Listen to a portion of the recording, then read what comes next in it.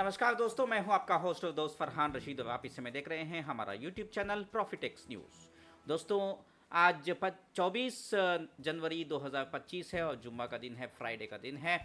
तो आज जो है ईडी के बारे में हम जो है अपडेट देंगे और टोरस की कुछ चीज़ें जो है बातें हम लोग जो है पिछली बार नहीं बोले थे, वो तमाम चीज़ें भी इस बार जो है क्योंकि लेट से कोर्ट की ऑर्डर आई है, वो चीज़ें भी इस वीडियो में कवर करने की कोशिश करेंगे।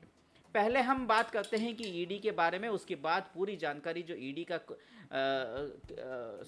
सर्च ऑपरेशन के अलावा टोरस ज्वेलरी के का मामला कहाँ तक आया है, क्या है उनका मामला, क्या सिचुएशन है, प्रेजेंट सिचुएशन क्या है, कितना रिकवरी हुआ है, लोगों को रिकवरी कब तक मिल सकता है, तमाम चीज़ों की डिटेल्स इस वीडियो में ज़रूर मिलेगी।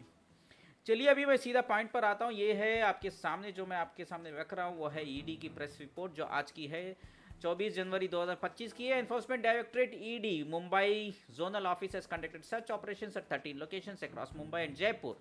तो जयपुर में भी इन्होंने छापा मारा है under the provisions of money laundering act. ये तमाम चीज़ें मुझे ज़्यादा घिसने की जरूरत नहीं है। प्लैटिनम हंस private limited under the brand name taurus jewellery during the search operations various incriminating documents, digital evidence was seized, and freezing of bank accounts totaling to 21.75 crores associated with MS Platinum Hunt Private Limited, Toys Jewelry and its affiliates। यानी कि 21.75 crores ED ने attach किया है।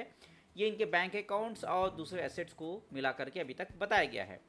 और ED का कहना है, आगे ये कहती है कि ED investigation initiated investigation on the basis of FIR registered bye APMC Police Station, Vashi, Navi Mumbai against directors and associates of Platinum Hunt Private Limited. The FIR alleged that Platinum Hunt Private Limited, its directors, members and managers lured investors with promises of high returns ranging from 2% to 9%, actually 11% है, 9% बता रही है, weekly on investments in gold, silver, diamond jewelry and gemstones. The schemes also offered bonuses for recruiting new visitors, creating a referral system to attract more victims.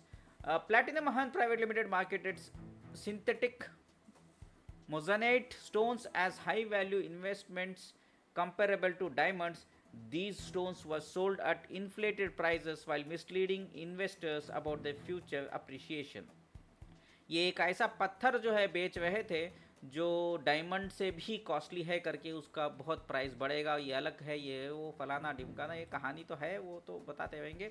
और लोगों को बेवकूफ़ बनाने के लिए रिक्रूटमेंट सिस्टम जो है, नए इन्वेस्टरों को ये करने के लिए कुछ कमीशन सिस्टम रखा था।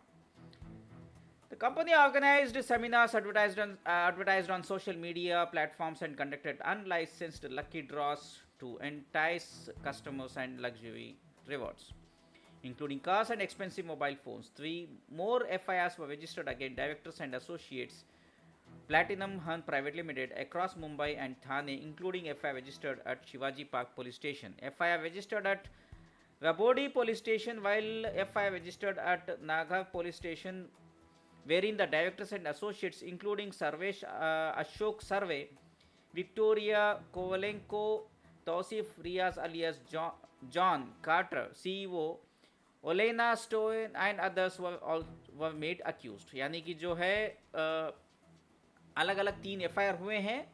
और यहाँ पे जो तौसीफ रियाज का जो है वो तो समझ में आ रहा है, सीईओ वो खुद जो है बोल रहा था कि हम जो है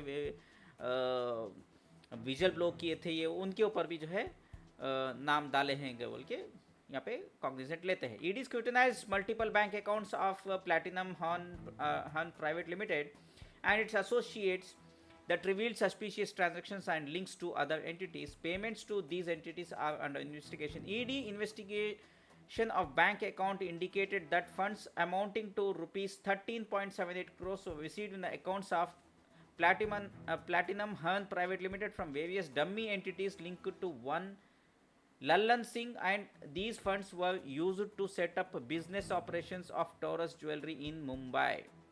तो यहाँ पे एक 13.78 करोड़ का एक अलग मसला आ रहा है, जो बताया जाता है कि लल्लन सिंह और किसी और के जो है डम्मी कंपनी से बिजनेस जो है यहाँ पे किया गया था। तो यहाँ पे भी कुछ झोल है जो समझ में आना चाहिए।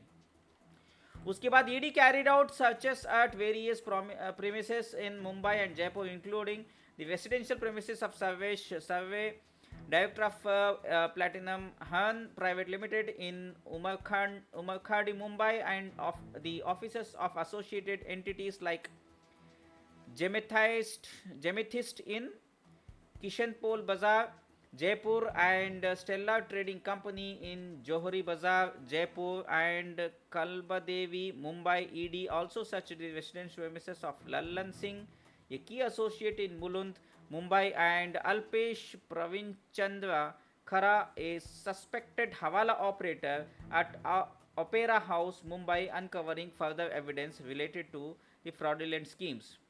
तो ये हवाला ऑपरेटर का क्या है, इनका भी ये हवाला ऑपरेटर का जब ये पुराना इससे पहले का है, वो जब ईडी रेड मारी थी हवाला ऑपरेटर को अरेस्ट किया था उस टाइम पे 15 करोड़ जो है ईडी ने अटैच किया था, सीज किया था, तो 15 करोड़ वो हो जाते हैं और 21.75 crore, so we can easily से 36.75 करोड़ अभी तक ईडी ने जो है अटैच कर रखा है और सीज कर रखा है। ठीक है, ये मामला है अभी जो है, अगर आप मोटा मोटा समझने की कोशिश करेंगे तो ये मामला आपको समझ में आता है जो टोरस ज्वेलरी का जो रिकवरी के लिए बात आती है। उसके अलावा जो है एक और एक चीज़ आप लोगों को बताना है कि अभी तक जो है जो हमें समझ में आया है कि करीब करीब 4000 टोरस के इन्वेस्टरों ने जो है ईओडब्ल्यू में जाकर के फॉर्म फिल करके सबमिट किया है अक्रॉस मुंबई, चाहे वो नवी मुंबई हो या मुंबई हो, अक्रॉस जो है सब जगह जो है ओवरऑल 4000 के करीब करीब एप्लीकेशंस फिल किए गए हैं। इसे ये समझ में आता है कि करीब करीब जो क्लेम्स आते हैं वो पूरा एग्जैक्ट डिटेल्स हम लोगों के सामने नहीं है, लेकिन कहीं ना कहीं ये करीब करीब जो है 100-150 करोड़ के आसपास का दिख रहा है जो अभी तक समझ में आ रहा है। लेकिन जो स्कैम जिस हिसाब से दिख रहा है वो कहीं ना कहीं जो है बड़ा स्कैम है, 1000 करोड़ तक होगा या 1000 करोड़ ज़्यादा भी होगा। मैंने इसको 5000 करोड़ बता रहा हूँ वो कुछ अलग अंदाज से, लेकिन अगर मैं जो है अगर 5000 करोड़ की बात करता हूँ तो चलिए कोई बात नहीं। अभी जिस हिसाब से पब्लिक जो अप्रोच कर रही है ईओडब्ल्यू को, उस हिसाब से जो स्पीड दिख रही है उससे मुझे लग रहा है कि कहीं ये जो है 1000 करोड़ से ज़्यादा क्रॉस शायद नहीं होने वाला है ये स्कैम। तो अभी तक जो ईडी ने अटैच कर रहे सीज कर रखी या ईओडब्ल्यू ने तमाम चीज़ें जो अगर समझ में आए तो 36.75 करोड़, तो इतना कम वैल्यू और ये बहुत बड़ा स्कैम, ये भी एक बहुत बड़ा जो है हम लोगों के ऊपर जो है क्वेश्चन मार्क है कि क्या हम लोगों का टोरस के ज्वेलरी के जो इन्वेस्टर्स हैं उनको पैसा मिलेगा या नहीं मिलेगा। मिलेगा तो क्या, अगर 36 करोड़ बांटा जाएगा इन 4000 इन्वेस्टरों में क्या मिलेगा उन लोगों को, तो ये क्वेश्चन मार्क तो ज़रूर आएगा।